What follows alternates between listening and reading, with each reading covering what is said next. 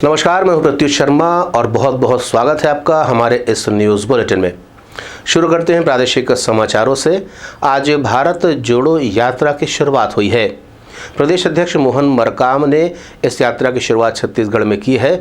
वहीं मुख्यमंत्री भूपेश बघेल ने मीडिया से चर्चा करते हुए कहा है कि इस यात्रा का उद्देश्य लोगों को आपसी प्रेम से जोड़ना है और समाज में जिस प्रकार से दूरियां बनाई जा रही है उसे भी खत्म करना है।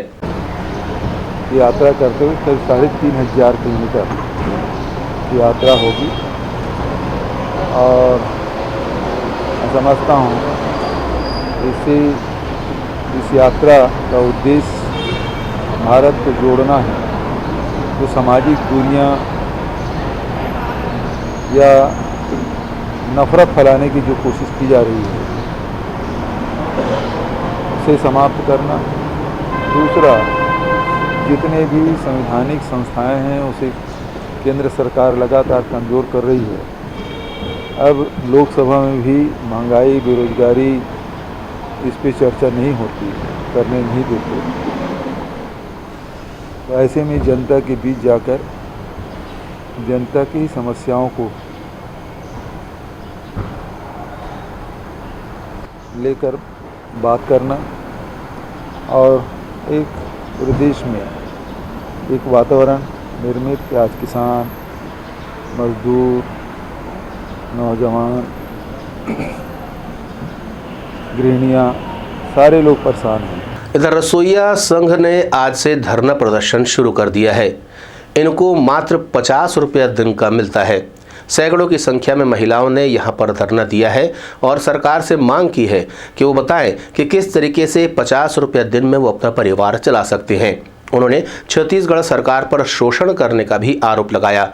उनका कहना है कि कम से कम कलेक्टर दर का भुगतान तो इन्हें किया जाना चाहिए। आज हमार नियमितीकरण मांग पर हमन धरना देवत हन। हमार रसोइया संगठन और हमारे साथ में कम से कम 40 संगठन साथ में हवे जेमन अपन नियमितीकरण करे बर बैठे है। भैया मन है, दीदी मन है और ज़्यादा से ज़्यादा हमार रसोइया मन सबसे ज़्यादा पीड़ित हन। काबर कि हमन ला एक दिन के मात्र 50 रुपया देते एक दिन के और महीना के देखबो तो मात्र 1500। मैं सरकार ला पूछना चाहत हूँ कि 1500 में काकरो घर चलते का? 1500 में काकरो घर चलते का?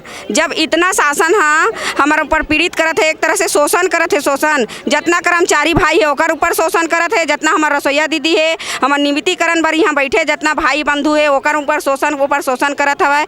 मैं सबसे ये सरकार ला बोलना चाहता हूँ, गोबर बिनाए के काम करी का? हमार जो जितना भाई बंधु बैठे है तेमन है हमन गोबर बिनबो का? पढ़ लिख के हमार रसोइया बहनी मन ला आज करत हूँ कल करत हूँ कहते मगर कभी हमारे ला तनख्वाह में वृद्धि करबे नहीं करे।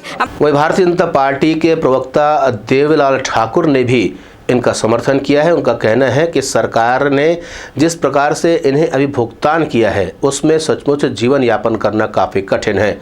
उनका ये भी कहना था कि अगर कांग्रेस ने इनसे वादा किया था तो उसे पूरा ज़रूर करना चाहिए। आज छत्तीसगढ़ प्रदेश में 45,436 स्कूल के 86,205 रसोइया जो बच्चों के लिए खाना बनाते थे वो हड़ताल पर चले गए। हड़ताल पर जाने का कारण इस राज्य में कांग्रेस की सरकार ने 2018 में रसोइयों से वादा किया था कि सारे लोगों को कलेक्टर दर पर वेतन दिया जाएगा, लेकिन आज उन रसोइयों को मात्र 50 रुपये की मजदूरी पर प्रतिदिन के हिसाब से खाना बना रहे हैं, बर्तन मांज रहे हैं। ये उनके साथ सामाजिक अन्याय है। इस प्रदेश के मुख्यमंत्री को सोचना पड़ेगा, क्या 50 रुपये में उनका गुजारा चल जाएगा? आज हमारे ग्रामीण अंचल में देखें, खेत में किसान मजदूर काम कर रहे हैं, निश्चिंत होकर काम करते थे कि उनके बच्चों को स्कूल में खाना मिल जाता है, लेकिन आज उनके बच्चे, लाखों बच्चे इस छत्तीसगढ़ प्रदेश में भूखे पेट शिक्षा ग्रहण कर रहे हैं। ऐसी कांग्रेस की सरकार को धिक्कार है जो लोगों के लिए फसल उगाते हैं ताकि देश में कोई भूखा न रहे।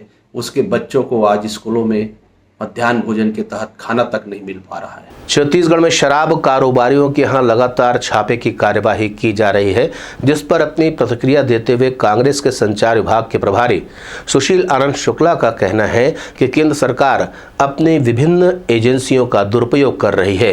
ऐसी खबर है कि कुछ व्यापारियों के यहाँ, उद्योगपतियों के यहाँ इनकम टैक्स की रेड पड़ी है, लेकिन आजकल जो स्थिति बनी हुई है, जिस प्रकार से मोदी सरकार के द्वारा केंद्रीय एजेंसियों का दुरुपयोग किया जा रहा है, तो अब तो यह जनचर्चा का विषय हो गया है। लोगों के मुंह में यह नारा गूंज रहा है कि केंद्र सरकार के 3 जमाई ईडी, आईटी, सीबीआई। तो अब तो सामान्य अवस्था में जांच के अनुसार भी यदि कहीं पे छापेमारी की जाती है तो उसके राजनीतिक मंतव्य निकाले जाते हैं, क्योंकि पिछले 8 साल में मोदी सरकार सिर्फ राजनीतिक विरोध के कारण ही आईटी के और ईडी के छापे मरवाती रही है। कारोबारी स्वप्निल मित्तल को तत्काल गिरफ्तार करने की मांग को लेकर के शहर के बड़े बड़े लोहा व्यापारियों ने एसपी को एक ज्ञापन सौंपा है। अपने सौंपे गए ज्ञापन में उन्होंने कहा है कि स्वप्निल के द्वारा यहां के विभिन्न लोहा व्यापारियों से लगभग 60 करोड़ 80 लाख रुपए की ठगी की है। उनका ये भी कहना था कि छत्तीसगढ़ में लोहे का कारोबार बड़े ही दुखद स्थिति से गुजर रहा है और बहुत ही मंदी का दौर चल रहा है। ऐसे में लोहा व्यापारी बार बार ठगे जा रहे हैं, जो कि एक बहुत बड़ा सवाल है। तरफ से हम यहाँ पर आए हैं। स्वप्निल मित्तल करके एक व्यापारी था हमारे बीच, जो लोहे की पूरी बिरादरी को 60 से 65 करोड़ का चंदा लगाकर फरार हो गया है।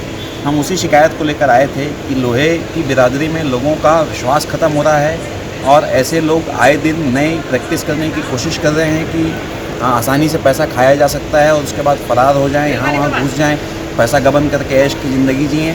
उस विषय में हम आए थे कि स्वप्निल मित्तल को भी गिरफ्तार किया जाए और ऐसे लोगों पर, चूँकि लोहे से ही छत्तीसगढ़ की रीढ़ है, आयरन एंड स्टील इंडस्ट्री ही छत्तीसगढ़ की रीढ़ की हड्डी है और इसी से छत्तीसगढ़ की इकनॉमी चलती है। और हमारे इंडस्ट्री को अगर इस तरीके से लोग धोखा देना चालू करेंगे, अभी एक गुजरात का व्यापारी भी इसी तरीके से धोखा दिया है, कल उसकी गिरफ्तारी हुई, एसपी साहब ने बताया।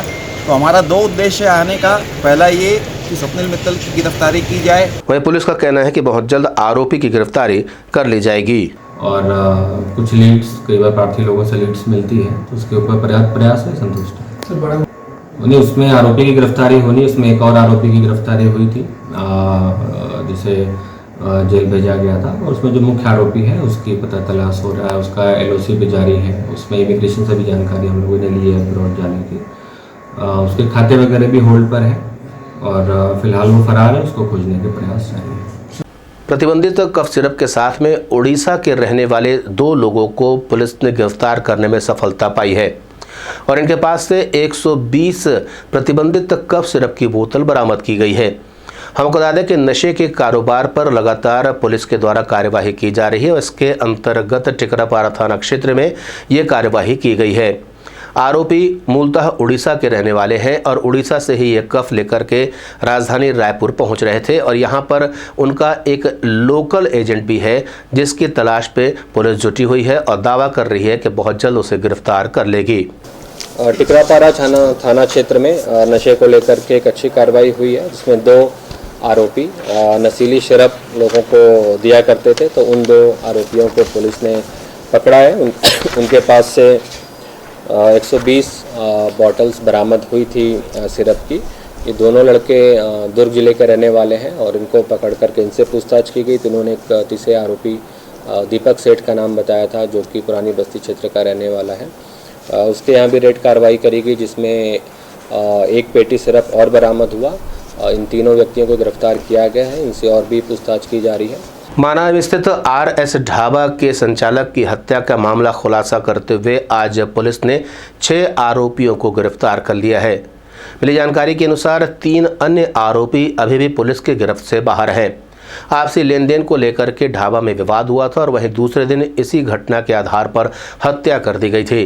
पुलिस ने आरोपियों को गिरफ्तार किया है। पूछताछ करने के बाद में 3 अन्य लोगों की गिरफ्तारी के लिए टीमें रवाना कर दी है।